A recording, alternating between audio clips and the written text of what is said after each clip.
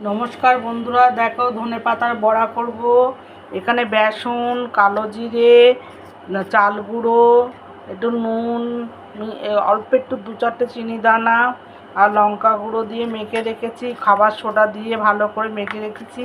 মেখে রাখলে কি হয়, মচমচে হয়। এবার তোমরা দেখো কিভাবে করব।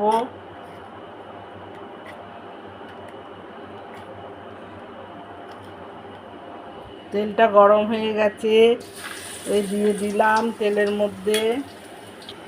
দেখো বন্ধুরা, বেসনে ধনেপাতার বড়াগুলো এক পিঠ ভাজা হয়ে গেছে। এখানে টিস্যু পেপার রেখেছি, তেলটা সোক করে নেবে। আমি এরকম বেসনের কোনো বড়া করলে আমি টিস্যু পেপার দিয়ে তারপরে রাখলে কী হয়, তেলটা সোক করে নেয়, তাহলে তেলটা কম খাওয়া হয়। হয়ে এসছে বেসনের বড়াগুলো।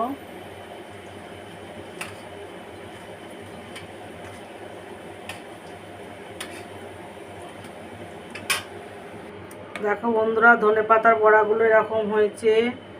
আর এদিকে একটা পাঁপড়ও ভেজে নিয়েছি। কেমন হয়েছে বলো ধনেপাতার বড়াগুলো?